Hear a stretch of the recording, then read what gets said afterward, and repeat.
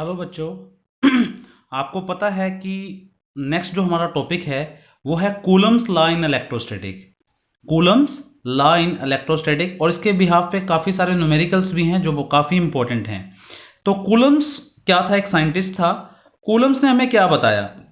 Coulomb's ने हमें बताया कि अगर हमारे पास 2 पॉइंट चार्ज हैं, क्या है हमारे पास 2 पॉइंट चार्ज हैं, और उन पॉइंट चार्जेस की वजह से उन दोनों चार्जेस के बीच में या तो फोर्स ऑफ अट्रैक्शन होगा या फोर्स ऑफ रिपल्शन होगा on the behalf of the nature of the charges. अगर हम ध्यान से देखें तो अगर हम बात करें चार्जेस की, लेट अस सपोज हमारे पास यहां पर एक चार्ज Q1 है और दूसरा चार्ज अगर मैं बात करूं वो चार्ज हमारे पास क्या है?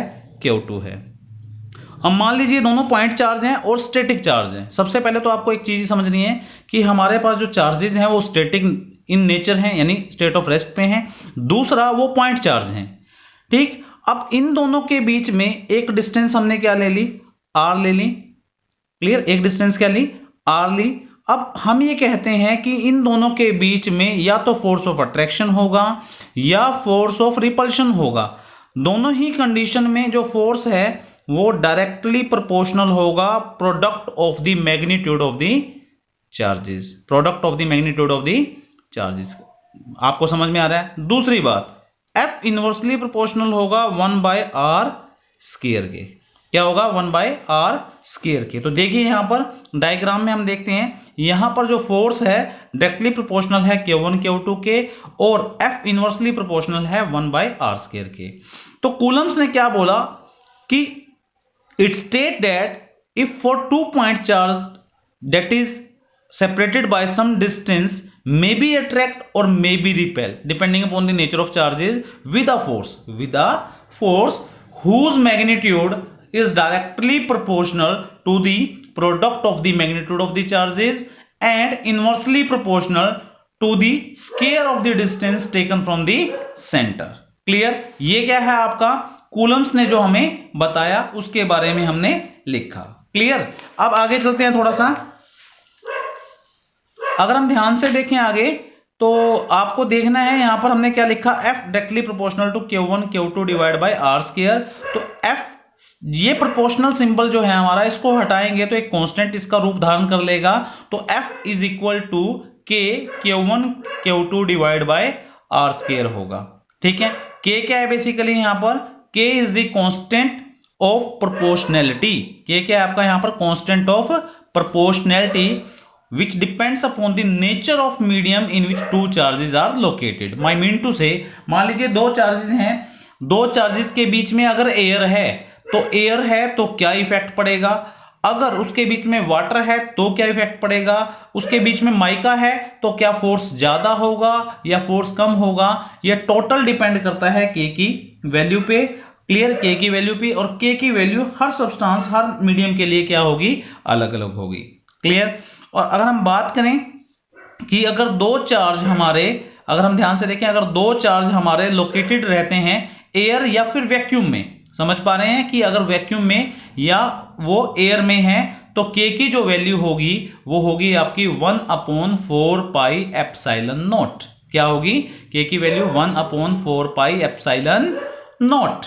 ठीक है? और एप्सिलॉन नॉट बेसिकली क्या है? Absolute permittivity of the free space. क्या है? Absolute permittivity. क्या है हमारी ये? Absolute permittivity of free space. Clear? आपको समझना है एप्सिलॉन नॉट जो है हमारा, उसकी वैल्यू कितनी है आपको याद रखनी है? 8.854 10⁻⁻12 कूलम स्क्वायर मीटर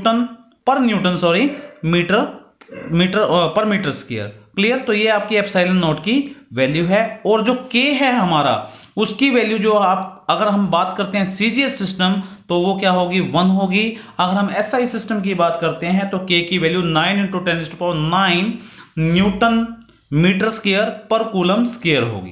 क्लियर? अब हम बात करते हैं Coulomb's line vector form. Clear? Coulomb's line vector form. तो ध्यान से देखिए डायग्राम को। यहां पर हमारे पास Q1 चार्ज है और यहां पर हमारे पास क्या है? Q2 चार्ज है। क्लियर? अगर हम बात करें दोनों ही चार्जेस अगर पॉजिटिव है, मान लीजिए Q1 आपका 3 कूलम है और Q2 भी क्या है आपका? 3 कूलम है, तो 3 इंटू 3 क्या हो जाएगा, 9 जा 9 is greater than 0। It means हमारा Q1 Q2 ग्रेटर देन 0 है। अगर दोनों का सिंबल सेम है, मे बी नेगेटिव और मे बी पॉजिटिव, समझ पा रहे हैं, या तो दोनों ही पॉजिटिव हो या फिर दोनों ही नेगेटिव हो, तो क्या होगा हमारा, they will repel with a force. तो एक चीज और, दोनों ही सेम फोर्सेस से आपके रिपेल होंगे, इसीलिए जो आपकी कूलम्स लॉ है वो कैसी फोर्स है, म्यूचुअल फोर्स है। कैसी फोर्स है, म्यूचुअल फोर्स है। और इसमें डिस्टेंस कहां से लिया जाता है, सेंटर से, तो इसलिए हम इसको क्या बोलेंगे, it is also a central force. Clear, it is also a central force, ये भी आपको ध्यान देना है। अब ध्यान से देखिए, अगर मान लीजिए इस पे मुझे फोर्स निकालनी है तो इसको मैं छोटा मानूंगा, चाहे भले ही इसकी वैल्यू बड़ी दे रखी है, फिर भी हम इसको क्या मानेंगे, छोटा मानेंगे। तो यहां से देखिए Q2 चार्ज जो है इसको क्या करेगा, रिपेल करेगा, तो हमारे पास फोर्स कितनी होगी, फोर्स बनेगी F12। क्लियर, F12 यानी फोर्स ऑन 1 ड्यू टू 2। कहां से ये फोर्स लगी, अगर हम बात करें कहां से फोर्स लगी, Q2 से ये फोर्स लगी, तो यूनिट वेक्टर क्या होगा, R21 कैप हो जाएगा, R21 कैप। ये भी थोड़ा ध्यान देना है आपको, R21 कैप होगा। क्लियर, कहां से लग रही है फोर्स, 2 से लग रही है। तो अब आप ध्यान से देखिए कि F21 जो हमारा आएगा Q1 Q2 divide by R square, और यूनिट वेक्टर क्या होगा, 1 से 2 होगा। क्लियर, क्योंकि 2 1 अगर फोर्स मैं इधर लेता हूं तो फोर्स कहां से लगी आपकी, यहां से लगी ना, 1 से 2 की तरफ, तो इसकी डायरेक्शन कौन देगा, एक यूनिट वेक्टर देगा कि ये फोर्स कहां से ओरिजिनेट हुई है, ये 1 से ओरिजिनेट हुई है। सिमिलरली F12 अगर लेते हैं तो यहां पर हमारे पास Q1 Q2 divide by R square R21 cap लगेगा। दूसरी बात अगर हम ध्यान से देखें, R12 कैप जो है हमारा, R12 कैप और R21 कैप दोनों की डायरेक्शन क्या है, इक्वल एंड अपोजिट है, इक्वल एंड अपोजिट है। अगर ये वैल्यू हम पुट कर देते हैं किसी भी इक्वेशन में, चाहे इस इक्वेशन में चाहे इस इक्वेशन में, तो हम क्या पाएंगे कि ये जो दोनों फोर्सेस हैं F12 और F21 both are equal and opposite. क्या होंगे, both are equal and opposite. It does mean that they follow Newton's third law. समझ पा रहे हैं, क्या होगा, they follow Newton's third law. ठीक, आगे बढ़ते हुए अब हमने क्या लिया, हमने यहां पर दिखाया कि हमारे पास अगर एक चार्ज पॉजिटिव है और दूसरा चार्ज नेगेटिव है, मान लीजिए एक 3 है और दूसरा क्या है, -3 है, तो मल्टीप्लाई करके कितना आएगा, -9, एंड -9 इज लेस देन 0।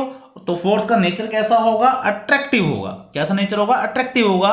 उस केस में मान लीजिए मैंने इसको इस पे फोर्स निकालनी है, ठीक है, और ये पॉजिटिव चार्ज है और ये नेगेटिव चार्ज है, तो इसको मैं छोटा मानूंगा क्योंकि इस पे मैं इफेक्ट चेक कर रहा हूं। तो ये जो चार्ज है किसकी तरफ खींचा जाएगा, 2 की तरफ। किसकी तरफ खींचा चला जाएगा, 2 की तरफ। और कहां से फोर्स लगी, इस पॉइंट से। तो यूनिट वेक्टर तो हम यहां से स्टार्ट करेंगे और फोर्स कहां से लगेगी, 1 और 2 पे। तो जब 1 और 2 लिया जाएगा तो यूनिट वेक्टर कहां से स्टार्ट होगा, 2 और 1 से। तो 2 और 1 यहां पर आया, यहां पर 1 2 आया।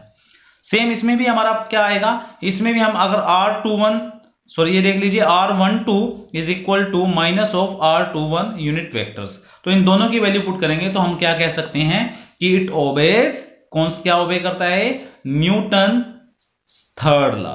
Clear, it obeys Newton third law.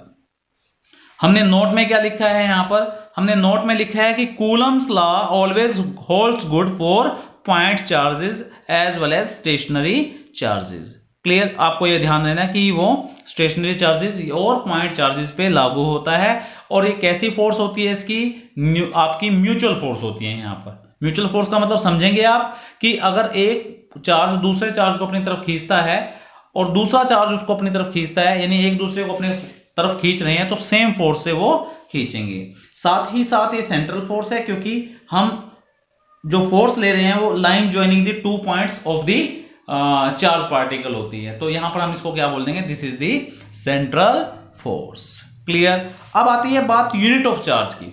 किसकी बात आ रही है, यूनिट ऑफ चार्ज की। चार्ज की यूनिट क्या होगी, as we know the formula given by your Coulomb's क्या है, F is equal to K Q1 Q2 divide by R square. तो हमने K की वैल्यू हमें पता है 9 इंटू 10⁻⁴ क्या है, 9 है, और यहां पर Q1 Q2 divide by R square है। हमने सपोज किया कि Q1 Q2 is equal to Q, Q1 Q2 is equal to Q and R is equal to क्या ले लिया, 1 ले लिया। R इज इक्वल टू क्या लिया मैंने, 1 लिया तो F is equal to 9 into 10⁻9 लूंगा। क्यों लूंगा मैं F is equal to 9 into 10⁻9? क्योंकि यूनिट का मतलब क्या होता है 1। जब हम किसी भी चीज को डिफाइन करते हैं तो सभी चीजों को हम कुछ इस प्रकार से सिलेक्ट करते हैं कि हमारी जिस चीज को हमें डिफाइन करना है वो 1 के बराबर आ जाए। लेट अस सपोज यहां पर इसको देखो Q, और ये Q, ये कितना आएगा Q स्क्वायर, इसकी वैल्यू कितनी हो जाएगी 1 स्क्वायर।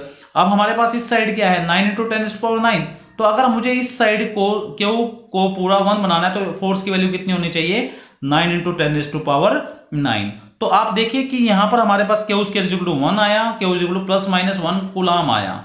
तो therefore 1 coulomb is that charge, तो ये 1 कूलम क्या है is that charge which repel an equal and similar charge with a force. क्योंकि यहां पर हमने Q क्या है Q1 Q2 क्या लिया Q के बराबर लिया, इसका मतलब दोनों चार्ज सिमिलर हैं, Q के बराबर है, तो क्या करेंगे वो रिपेल ही करेंगे ना। तो हमने यहां पर क्या लिया which would repel an equal and similar charge with a force 9 into 10⁻9 newton when placed in vacuum at a distance 1 metre apart. Clear, ये आपको याद रखना है। और एक रिलेशन आपको ये भी याद रखना है कि 1 कूलम जो है आपका वो 3 इंटू 10⁻9 स्टैट कूलम के बराबर होता है। क्लियर, अंडरस्टैंड कर रहे हैं ये चीज किसके बराबर होता है 9 इंटू 3 इंटू 10⁻9 स्टैट कूलम के बराबर होता है। क्लियर,